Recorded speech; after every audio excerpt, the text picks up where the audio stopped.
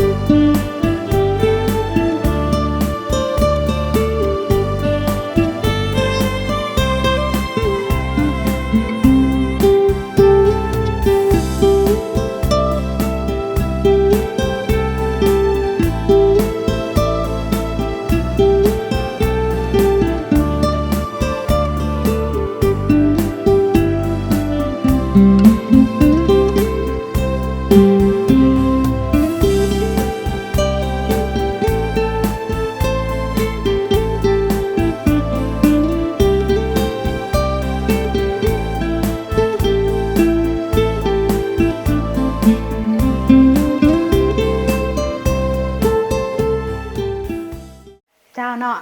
อันนี้ก็จะเป็นแกงกบใส่หน่อไม้ส้มนั่นเองเนาะขออนุญาตสูบน้ำซะก่อนหอมผักกระแยงนั่นเองเนาะนี่ก็จะเป็นทางขาโต้กบมีแต่มาเด้อมากินน้ำกัน